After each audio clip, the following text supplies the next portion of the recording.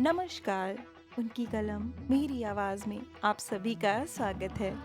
आइए सुनते हैं कहानी औरत एक पैबंद लगा दिल, जिसे लिखा है पुष्पा सक्सेना जी ने। भिड़े दरवाजे को खोल अचानक मधु घर में प्रविष्ट हुई थी। तत्परता से द्वार की सांकल चढ़ा विस्मित खड़ी आशा के दोनों हाथ पकड़ मधु मानो गिड़गिड़ा उठी थी। आशा, प्लीज़ मुझे बचा ले।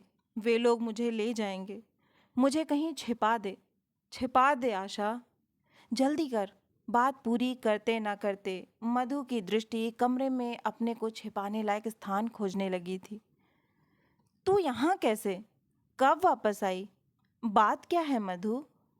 कौन तुझे ले जाएंगे? आश्चर्य से आशा मधु को निहारती रह गई थी। मुसी साड़ी, बिखरे बाल, अस्त व्यस्त वेशभूषा और आंखों में आतंक की छाया। क्या हो गया था मधु को? पहले कुछ खाने को दे आशा, बहुत भूख लगी है। तू बैठ, 2 मिनट में आई। जल्दी से किचन से 1 कप दूध के साथ 4 स्लाइस पर जैम लगा आशा ने। जैसे ही मधु के सामने प्लेट रखी, वह मानो उस पर टूट पड़ी थी।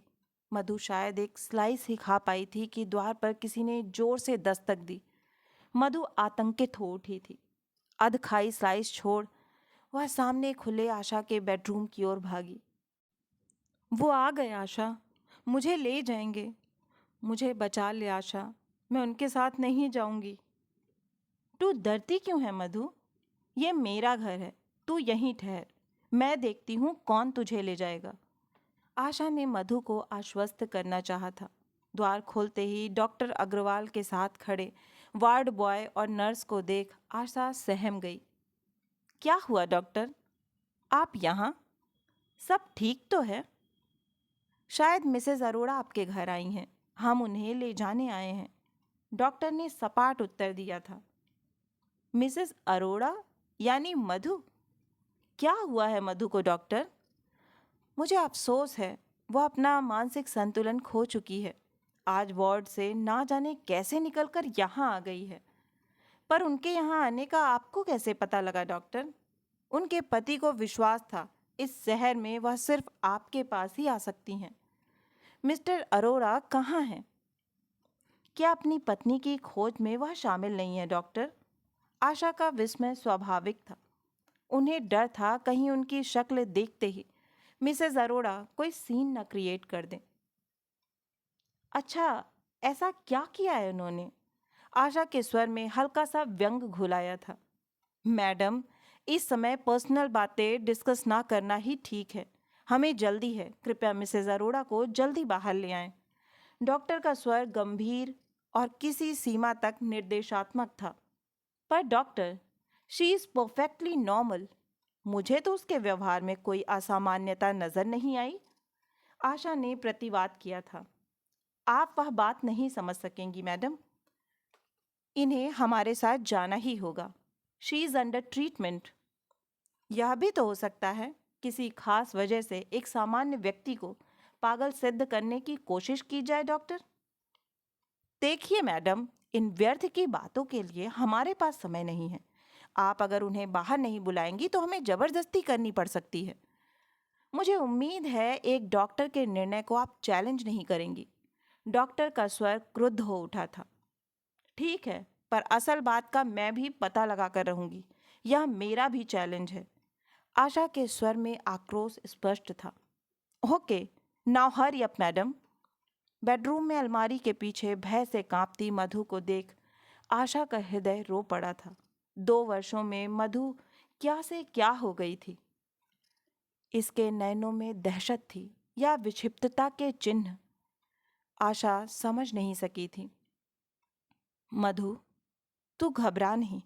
कल ही मिस्टर अरोड़ा के साथ हॉस्पिटल से तुझे वापस ना ले आई तो मेरा नाम आशा नहीं।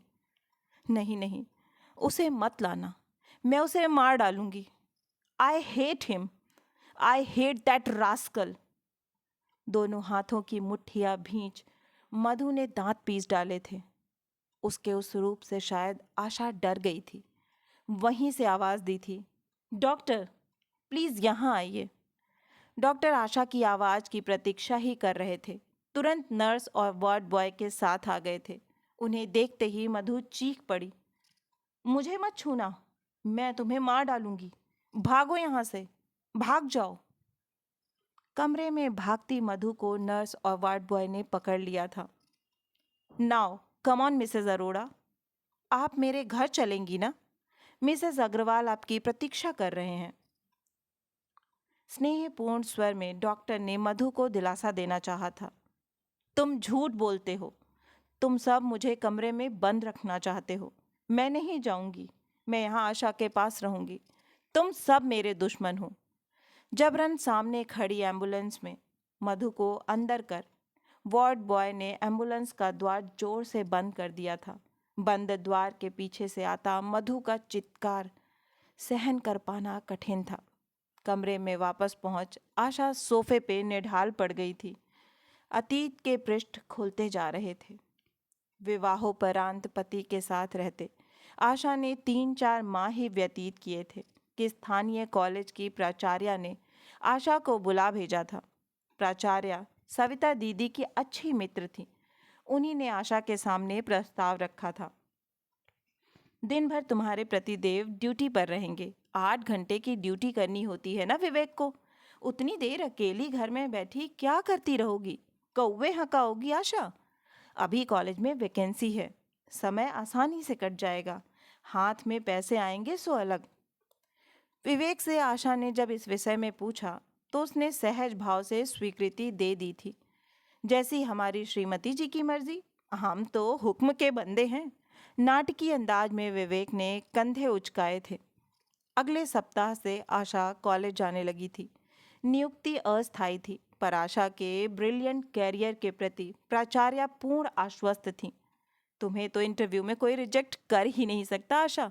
यही बात उन्होंने उसकी सहकर्मी और छात्राओं के समक्ष भी कही थी। उनकी बात अंततः सिद्ध भी हो गई थी। इंटरव्यू बोर्ड के सभी सदस्य उसकी प्रतिभा से कितने प्रभावित हुए थे। नए कॉलेज का रेपुटेशन बनाने के लिए उस जैसी प्राध्यापिका मिल जाना सौभाग्य ही था।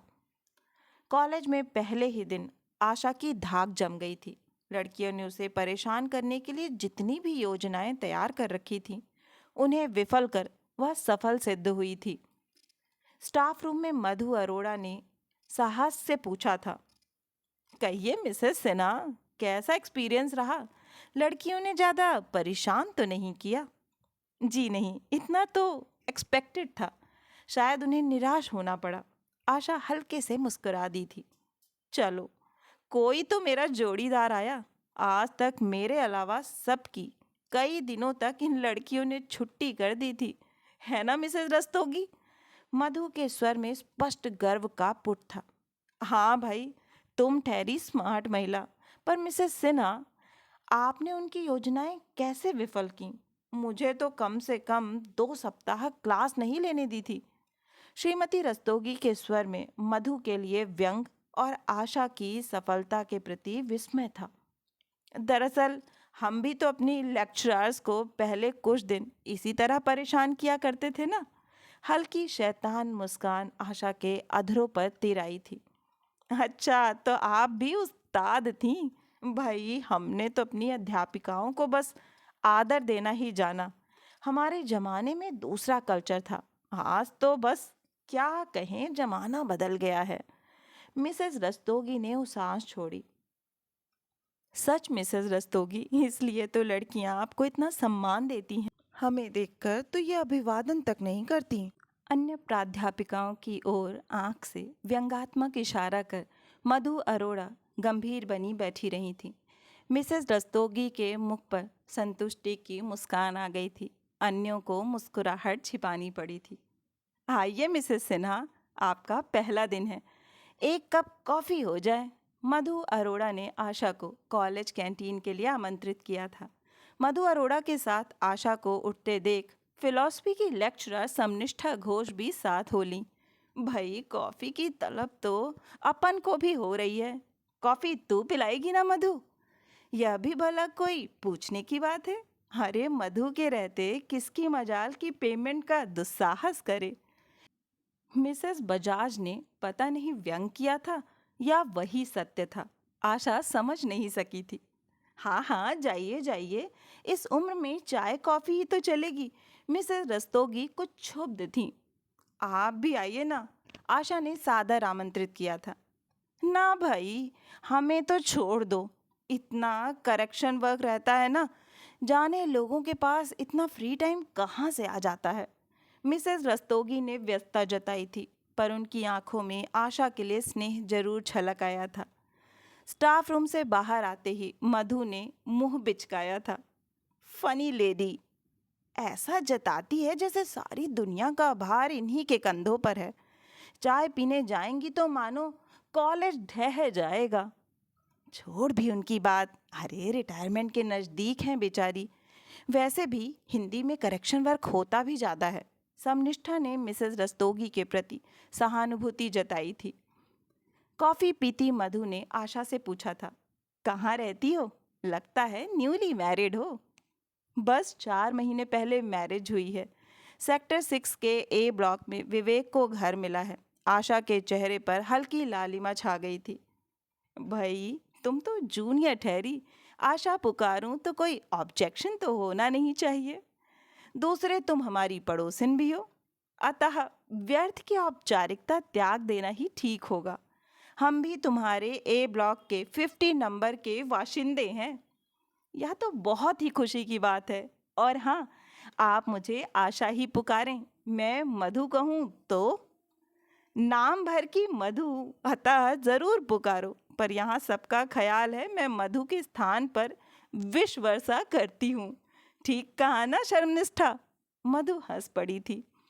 व्यर्थ की बातें करती है। वैसे भी सीधी सच्ची बातें कर्ण कटु तो होती ही हैं।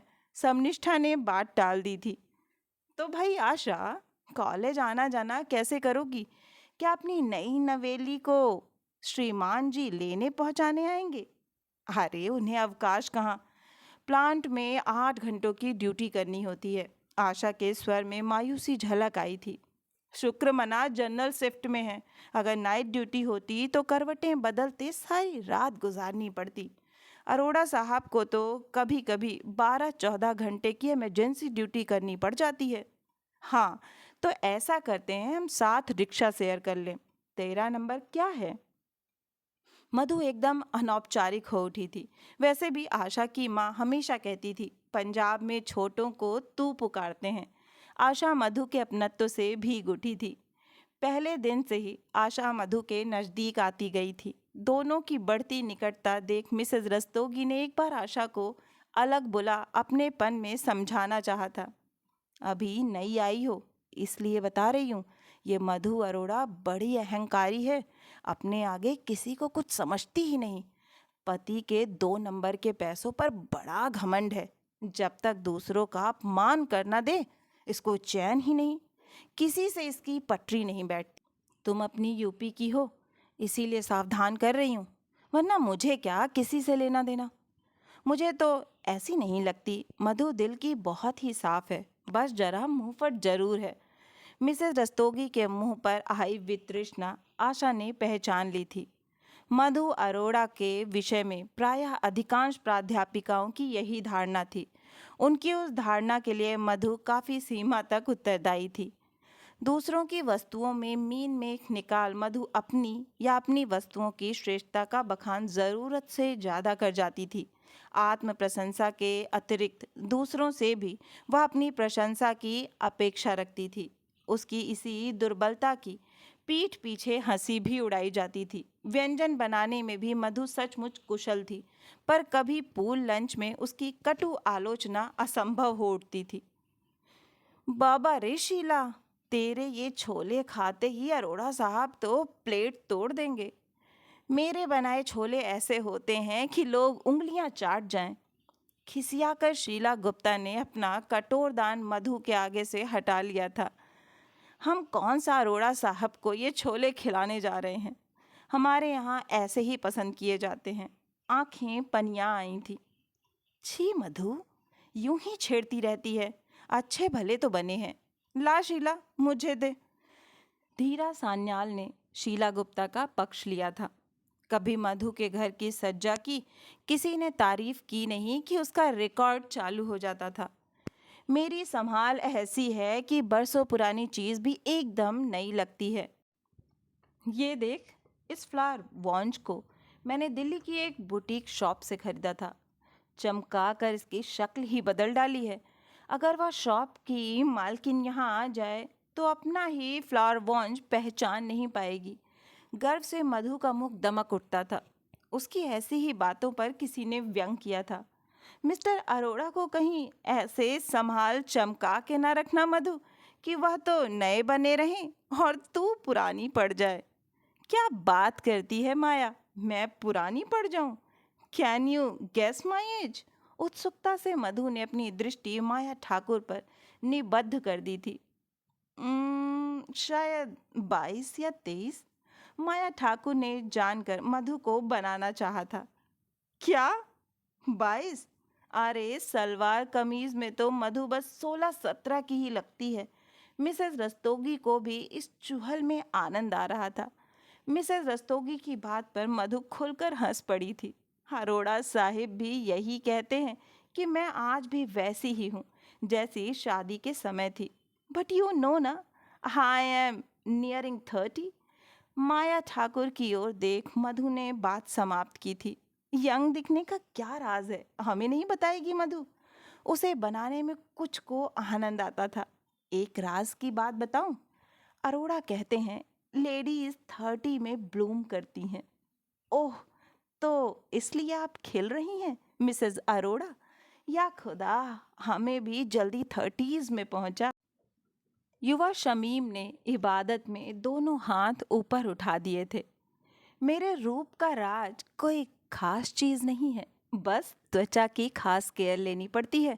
रेगुलर मसाज से चेहरा एकदम चमक उठता है, जैसे मिसेस मधु अरोड़ा का टिनटिना। मीरा द्वारा वाक्य पूरा किए जाने पर सह प्राध्यापिकाएं हंस पड़ी थीं। अपने पर मुग्ध मधु अरोड़ा इसी भ्रम में जीती कि सब उसे इतना एप्रिसिएशन दे रहे हैं। आशा ने कई बार चाहा मधु को समझाए, पर विवेक ने उस डेलिकेट मैटर से हमेशा दूर रहने की सलाह दी थी। मुझे लगता है तुम्हारी ये मधु अरोड़ा किसी कॉम्प्लेक्स से ग्रसित है, इसीलिए हर बात में अपनी श्रेष्ठता सिद्ध करना चाहती है, वरना सामान्य व्यक्ति के लिए यह व्यवहार विचित्र ही है। वह किस कुंठा से ग्रसित होंगी विवेक? स्वयं प्रतिभाशाली हैं, पति सम्मान देते हैं, प्यारा सा बेटा है, और क्या चाहिए किसी को? आशा ने प्रतिवाद किया था। पता नहीं, पर कहीं कुछ गड़बड़ जरूर है। विवेक ने बात वहीं समाप्त कर दी थी। पारिवारिक समारोहों में जब भी आशा मिसेस अरोड़ा के घर गई, मिस्टर अरोड़ा को शांत ही देखा। विवेक हमेशा कहते, अरे इतनी वाचाल पत्नी के सामने बेचारे अरोड़ा की बोलती बंद नहीं होगी तो और क्या होगा। रहने दो, मधु स्मार्ट है, इसलिए पुरुष वर्ग तो उसका शत्रु होगा ही। मुझे तो अरोड़ा साहेब मानसिक रूप से कुछ पिछड़े यानी बद्धू से लगते हैं। अजी स्मार्ट तो हमारी श्रीमती जी ही क्या कम है। पर हाँ, अरोड़ा कुछ है कॉम्प्लेक्स किस्म का, कभी खुलकर बात ही नहीं करता। वैसे सुंदर महिलाओं को घूरता जरूर है। मुझे तो डर है कहीं तुम पर तो उसकी निगाह नहीं है। विवेक आशा को छेड़ने के मूड में आ जाते हैं। छी, शर्म नहीं आती ऐसी बातें करते? आशा झुंझला उठती थी। जब से मधु के भाई कनाडा में सेटल हो गए, उसकी हर बात में कनाडा की चर्चा जरूर होती थी। मधु अरोड़ा पर कनाडा जाने की धुन सवार थी। भैया ने लिखा तो है, तुम लोग इंडिया में व्यर्थ समय नष्ट कर रहे हो। मुझे कंप्यूटर डिप्लोमा कोर्स में एडमिशन मिल रहा है, पर मिस्टर अरोड़ा हैं कि भारत भूमि छोड़ेंगे ही नहीं। महान देश प्रेमी है ना, सो भारत का उद्धार करेंगे। ऐसा क्या रखा है कनाडा में? यहाँ दोनों की अच्छी भली सर्विस है। मैंने सुना है वहाँ जब तक उसी देश की डिग्री ना हो, इंजीनियर को भी मैकेनिक की सर्विस करनी पड़ती है। आशा समझाती, तो ये भी किसी यूनिवर्सिटी में एडमिशन ले सकते हैं। भैया का बहुत लोगों से परिचय है वहाँ। हो सकता है अरोड़ा साहब इस उम्र में पढ़ाई में रुचि न रखते हों। वैसे भी यहाँ तो घर का सारा काम तेरी दाई फूलवंती कर लेती है और तू आराम से बैठी लेती है। वहाँ सब काम हाथ से करना पड़ेगा तो विदेश का सारा नशा टूट जाएगा देवी जी। वहाँ जो सुविधाएं हैं उनके साथ काम पता ही नहीं लगता। भाभी कितना एंजॉय कर रही हैं। मधु को समझा पाना कठिन था। मधु के कनाडा अनुराग के स्टाफ रूम में अच्छी खिंचाई की जाती थी। कहो मधु, कब उड़ रही हो कनाडा? भाई कनाडा जाकर तो हमारी मधु और भी निखर आएगी। कैनेडियन मर मिटेंगे मधु पर। हाय मालती, ऐसा ना कहो। हमारे अरोड़ा साहब क्या करेंगे? दिलों जान से फिदा हैं बेचारे मधु पर। अरे, वह भी यहाँ खोज लेंगे किसी और को। इम्पॉसिबल। अरोड़ा साहब सच मुझसे इस तरह बधे हैं ना कि कल को मुझे कुछ हो जाए तो आजीवन दूसरा विवाह नहीं करेंगे। गर्व से मधु उत्तर देती। रहने दे मधु, आदमी की जात बड़ी बदजात होती है। जरा ढील दी नहीं, खाद्य अखाद्य का भी ध्यान नहीं रखते। बड़े बड़े धर्मात्मा देखे हैं मैंने। मिसेस रस्तोगी का अनुभव मुखर हो उठा था। देखे होंगे मिसेस रस्तोगी, पर आदमी को एक खूंटे से बांध रखने की कला भी तो सबके पास नहीं होती। मधु का गर्व बोल उठा था। हाय मधु, हमें वह कला सिखा दे, काम आएगी हमारे। शोक शमीम का अभिनय लाजवाब होता था। अपने प्रति कभी लापरवाह ना होना, इसलिए तो कहती हूँ अपनी देख रेख, अपनी संभाल के प्रति स्त्रियों को सदैव सतर्क रहना चाहिए। मधु गंभीरता से अपना राज खोल पुलक उठती थी। सच शीला, तू तो गई काम से। तेरे इस मेकअप रहित चेहरे पर गुप्ता साहिब क्या खाक रीझेंगे? अरे, कुछ दिन मधु से ट्रेनिंग ले डाल। मीरा परिहास करती। वह ट्रेनिंग उसे ही मुबारक। हमारे गुप्ता जी पत्नी को चाहते हैं, किसी अभिसारिका को नहीं। शीला गुप्ता का व्यंग तीखा था। पत्नी में प्रेयसी बनना गुण है शीला। मधु की काम शास्त्र की जानकारी पूर्ण थी। कनाडा में स्प्रिंग सेमेस्टर शुरू होते ही मधु कनाडा के लिए उड़ गई थी। बहुत कहने पर भी कनाडा में नौकरी या पढ़ाई के लिए मधु अरोड़ा साहिब को तैयार ना कर सकी थी। 7-8 माह बाद आने वाले प्रमोशन के कारण मधु के साथ उनका कनाडा जाना भी संभव नहीं था। पर मधु की महत्वाकांक्षा में वह बाधा नहीं बने। यही क्या कम था। 2 वर्षीय पुत्र अतुल का मोह भी मधु को अपने निर्णय से डिगा न सका था। तू अतुल को अपने साथ क्यों नहीं ले जाती मधु? आशा ने पूछा था। वहाँ क्रश में बहुत पैसा लगता है आशा। अभी तो भैया मुझे स्पॉन्सर कर रहे हैं। वहाँ जाकर अगर टीचिंग एड मिल गई तब ही सोच सकती हूँ। वहाँ सुबह 7 से रात 10-11 बजे तक पढ़ाई और काम करना होगा। अतुल नेग्लेक्ट हो जाएगा और यहाँ तेरे पीछे कौन देखेगा उसे? आशा विस्मित थी। यहाँ फूलवंती जो है, पिछले 2 वर्षों से वही तो उसे रख रही है। अतुल फूलवंती से ज़्यादा हिला हुआ है। 1 वर्ष बाद मैं आ ही रही हूँ। हो सकता है बीच में अरोड़ा साहब भी कनाडा आ जाएं। मधु ने अपना मन दृढ़ कर लिया था। फूलवंती क्या अतुल के लिए माँ का स्नेह दे सकेगी मधु? कहीं ऐसा ना हो मीलों दूर से तुझे भागते आना पड़े। ये भी तो हो सकता है फूलवंती तेरे पीछे काम छोड़ जाए। आशा संकित थी। फूलवंती ऐसा कभी नहीं करेगी। कनाडा से उसे गोल्ड चेन, घड़ी और साड़ी ला देने का मैंने उससे वादा जो किया है। धन्य है तेरा कनाडा प्रेम। पुत्र का मोह भी तुझे रोक नहीं सकेगा। आशा ने हार मान ली थी। शुरू में आशा के पास मधु के पत्र नियमित रूप से आते रहे। हर पत्र में उत्साह झलका पड़ता था। कनाडा के जीवन से मधु बेहद प्रभावित थी। अरोड़ा साहब के कनाडा ना पहुंचने पर कभी कभी उसके पत्रों में खीज और आक्रोश के मिले जुले भाव भी रहते थे। अतुल के लिए वह बराबर उपहार भेजती रहती थी। प्रमोशन के बाद अरोड़ा साहब अतुल और फूलवंती के साथ दिल्ली ट्रांसफर पर चले गए थे। राहुल के जन्म के बाद आशा भी अपने में इतनी व्यस्त हो गई थी कि बहुत दिनों बाद उसने अनुभव किया कि मधु के पत्र अचानक आने बंद हो गए थे। और आज अचानक मधु को उस अवस्था में अपने घर देख आशा विस्मित थी। विवेक के घर पहुंचते ही आशा एक सांस में पूरी बात बता बोली थी। मुझे हॉस्पिटल छोड़ आओ विवेक, मधु से बात करके ही चैन पड़ेगा। राहुल को साथ ले जाओगी? नहीं, उस माहौल में वह घबरा जाएगा। आज शाम थोड़ी देर तुम उसे संभाल लोगे विवेक? आप हुक्म तो करें, आज्ञा सिरोधार्य है। चलें। हॉस्पिटल के मुख्य द्वार पर आशा को छोड़ विवेक लौट गया था। उस मेंटल हॉस्पिटल में कभी किसी अपने के लिए आना होगा, आशा ने स्वप्न में भी नहीं सोचा था। इंक्वायरी पर बैठे व्यक्ति से पूछा था, मिसेस मधु अरोड़ा कौन से केबिन में मिलेंगी, बता सकते हैं? उन्होंने तो आज बहुत हल्ला किया था। सेडेटिव देकर सुलाया गया है। पता नहीं अभी होश में आई हैं या सो रही हैं।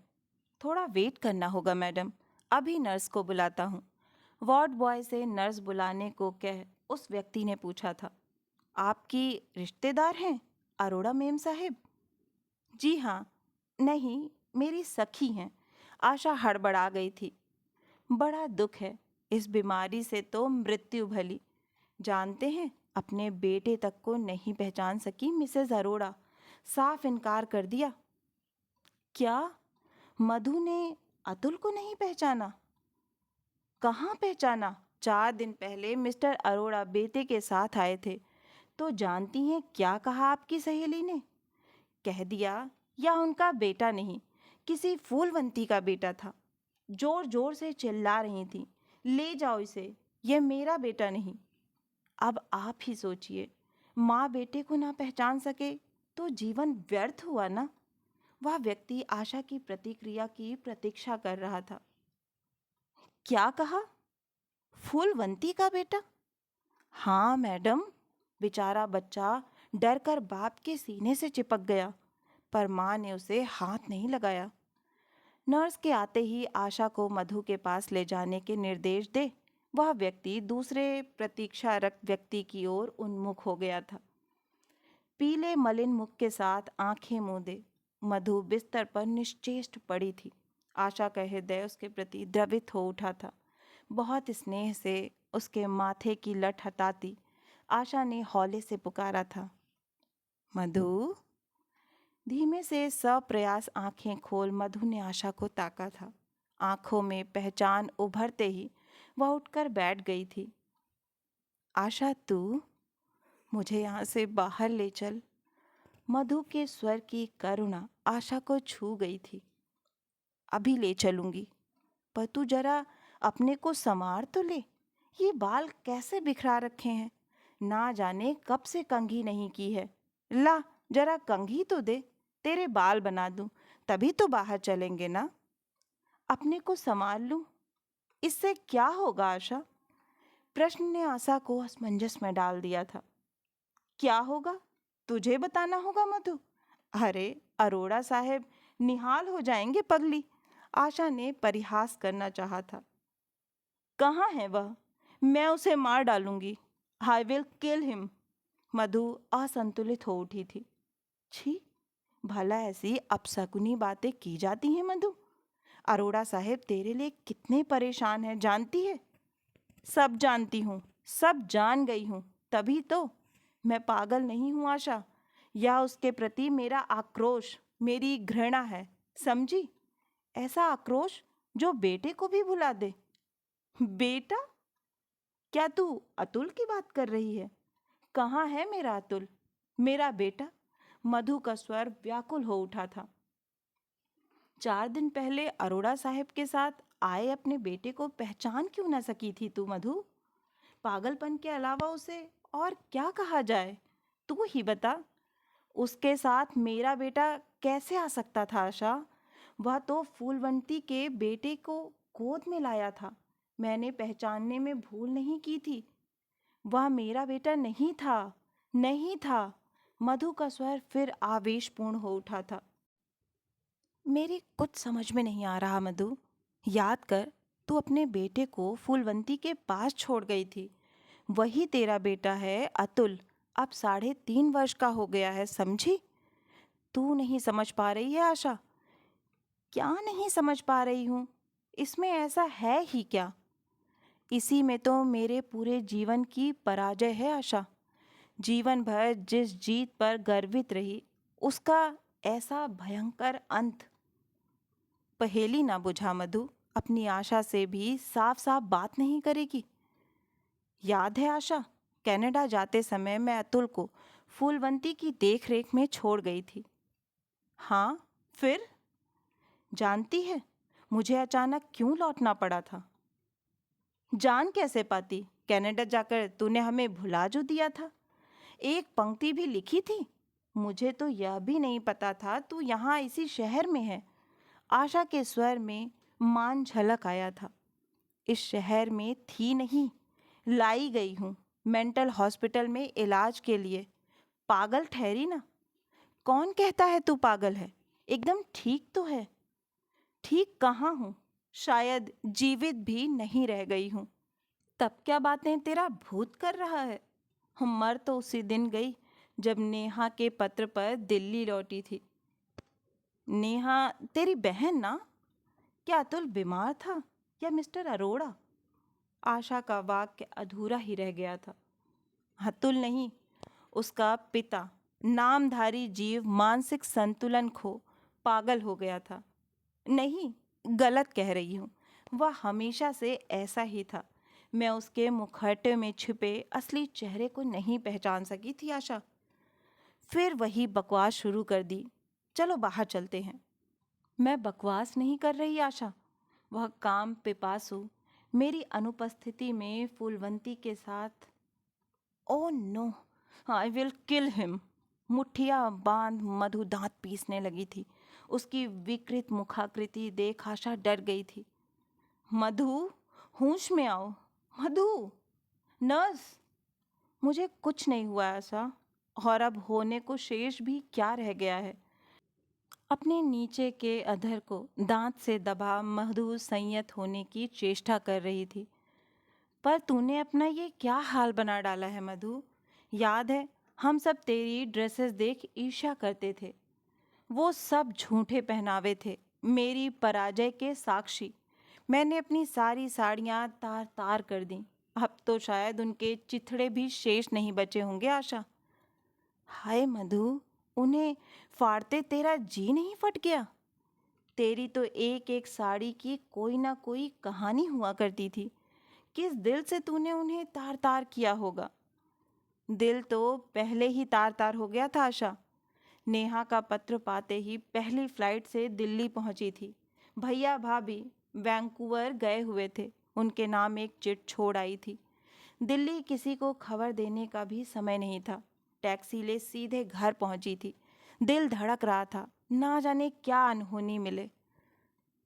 सब ठीक ठाक तो था ना मधु? कॉल बेल पर एक छोटे से लड़के ने द्वार खोल पूछा था। किससे मिलना है? साहब कहाँ हैं? मैं व्यग्र थी। साहब तो ऑफिस गए हैं। मेम साहब सो रही हैं। मेम साहब? मेरा माथा ठनका था। फिर भी सोचा शायद अरोड़ा साहब की माँ आई हो। लड़के को एक और हटा धड़ धड़ाते हुए बेडरूम में पहुंची थी। जानती हैं बेड पर कौन सो रहा था? कौन? आशा चौंक गई थी। फूलवंती, मेरे बच्चे की आया। साहब की मेम साहब।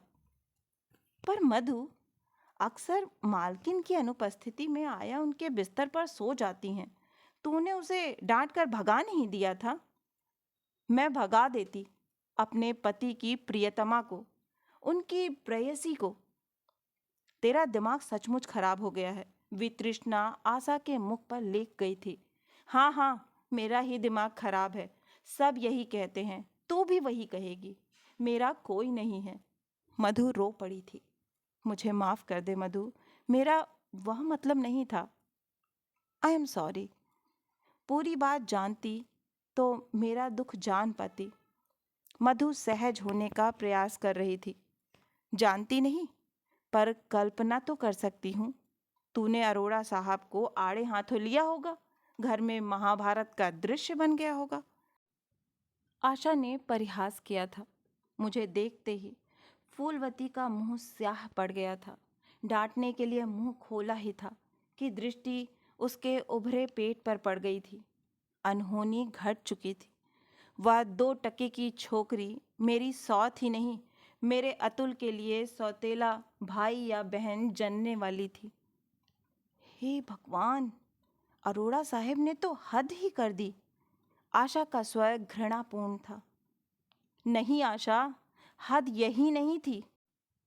अरोड़ा से जब कुछ कहना चाहा तो शुरू में तो बेशर्मी से अपना दोष मेरे सर मढ़ दिया। मधु अचानक चुप हो गई।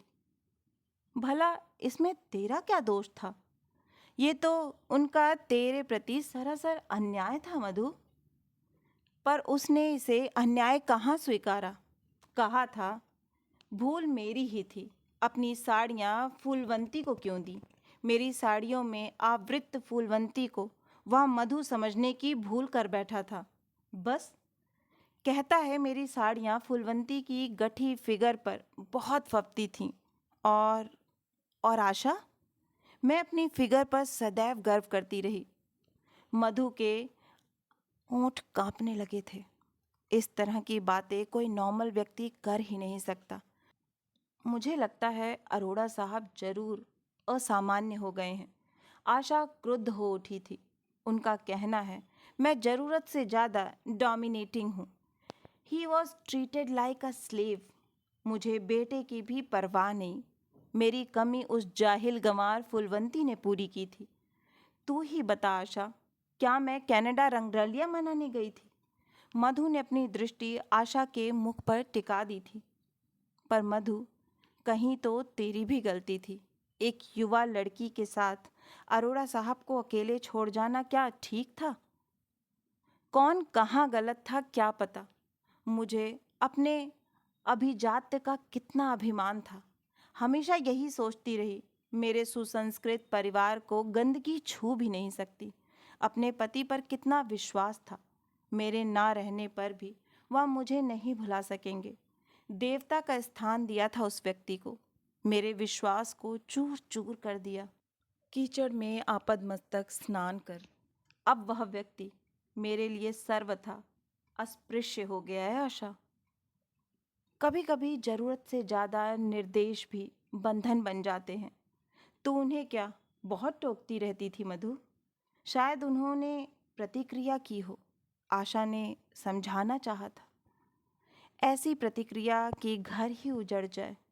नहीं आशा, ये बातें सिर्फ मन को तसल्ली देने के लिए कहीं सोची जा सकती हैं। सच बेहद घृणित है। मैंने नंगे सत्य का साक्षात्कार किया है आशा। पर अतुल पर इसका कितना बुरा प्रभाव पड़ेगा, ये भी सोचा है मधु? सबसे बड़ी पराजय तो मुझे अपने रक्त से सिंचित बेटे से मिली है आशा। मुझे क्रोध में देख उसी फूलवंती के सीने से माँ कह जा चिपटा था। बस उसी क्षण वह फूलवंती का बेटा बन गया। मेरे जीवन में अब उनका अस्तित्व ही शेष नहीं रह गया। सूनी दृष्टि से मधु ने आशा को ताका था। फिर इतना आक्रोश, इतनी पीड़ा क्यों झेल रही है मधु? तू वापस कनाडा भी तो जा सकती थी, अपनी पराजय के कलंक के साथ। और फूलवंती का वह गर्भ? डरते डरते आशा ने पूछा था। अबॉर्शन के समय बच्ची मर गई। बहुत एडवांस स्टेज थी। Oh my God! आशा स्तब्ध थी। और जानती है, हॉस्पिटल में लिखवाया था फूलवंती विधवा थी। बहुत पैसा भरना पड़ा और अरोड़ा बेदाग छूट गया। पर मैं उसे नहीं छोड़ूंगी। उसने 1-2 नहीं, 3 हत्याएं एक साथ की हैं। उस हत्यारे को फांसी पर चढ़ाना है। Hang him till death. मुट्ठियां भींच दांत पीसती मधु बेड से उतरकर भागी थी। नर्स, नर्स, प्लीज यहाँ आइए। आशा चीखती जा रही थी। आशा की चीखों पर पास के वार्ड से नर्स भागती आई थी। वार्ड बॉय की मदद से मधु को पकड़ जबरन बेड पर लेटा सोने का इंजेक्शन दे दिया था। आशा के भयभीत चेहरे को देख प्रौढ़ा नर्स ने पूछा था, मेंटल हॉस्पिटल में पहली बार आई हो? आशा के स्वीकृति सूचक सिर हिलाने पर नर्स मुस्कुरा दी थी। इसीलिए इतना डर गई। पर मिसेज अरोड़ा खतरनाक नहीं है। बेचारी के साथ ट्रेजेडी हुई है, उसे सह नहीं पा रही हैं। यह ठीक तो हो जाएगी सिस्टर, जरूर हो जाएगी। औरत जात बड़ी बेशर्म होती है बेटी। आदमी के दिल में एक सुराग हो तो जीने मरने पर बनाती है, पर औरत दिल में 1000 सुराखों पर पैबंद लगा आराम से पूरी उम्र जी जाती है। पर मधु वैसी नहीं है सिस्टर, वह शायद इस हादसे को ना झेल सके। मेरा अनुभव कहता है औरतें सब एक सी होती हैं। बेटे को पहचानने भर की देर है। बेटे ने जहाँ माँ कहकर पुकारा नहीं कि इनके दिल पर जो गहरा घाव दिख रहा है उसका नामो निशा नहीं रह जाएगा। पर पति का इतना बड़ा अन्याय क्या मधु भुला सकेगी? अरे, उनके बेटे का पिता ही तो है वह पति। हम औरतें पैबंद लगाने में माहिर हैं बेटी। सारे मान अपमान प्यार घृणा को औरत का दिल ऐसी आसानी से झेल जाता है कि ऑपरेशन करो तो एक महीन सुराग भी नज़र नहीं आएगा। बहुत थक गई हो, जाकर आराम कर लो। पर सिस्टर, मधु को अकेले छोड़कर मैं... उनके लिए भगवान से प्रार्थना करो, वह शीघ्र अपने को पहचान सकें। मेरी बात पर भरोसा रखो बेटी। इस बूढ़ी ने बहुत जमाना देखा है, ना जाने कितने दिलों के पैबंद लगते उखड़ते देखे हैं इन आँखों ने। आशा की पीठ पर प्यार की थपकी दे अनुभवी नर्स बाहर चली गई थी। बोझिल कदमों से आशा हॉस्पिटल रोड की ओर चल दी थी। शायद नर्स की बात ही सही सिद्ध हो, पर अगर नहीं तो आशा, तुझे मधु से उसका अपना परिचय फिर कराना होगा। एक नया सम्मानपूर्ण जीवन जीने के लिए उसमें चेतना की चिंगारी प्रज्वलित करनी ही होगी। मनोविज्ञान की प्राध्यापिका आशा, यह तेरे लिए चुनौती है। तू ऐसा जरूर कर सकेगी, जरूर कर सकेगी। आशा की गति तेज हो गई थी। अभी आप सुन रहे थे कहानी औरत एक पैबंद लगा दिल। आशा है कि यह हृदय स्पर्शी कहानी आपको बहुत ही पसंद आई होगी। अगर कहानी पसंद आई है तो मुझे प्रोत्साहित करने के लिए एक लाइक करें, अपनों के साथ ज़्यादा से ज़्यादा शेयर करें। नीचे कमेंट बॉक्स में कमेंट करके बताएं कि आपको कहानी कैसी लगी। और अगर आप इस परिवार का हिस्सा बनना चाहते हैं तो इस चैनल को सब्सक्राइब करें और हाँ, नोटिफिकेशन बेल ज़रूर दबाएं, जिससे आगे आने वाली हर कहानियाँ आपको समय पर मिलती रहें। फिर मिलती हूँ एक नई कहानी या कविता के साथ। तब तक के लिए आप सभी का कहानी सुनने के लिए बहुत बहुत धन्यवाद।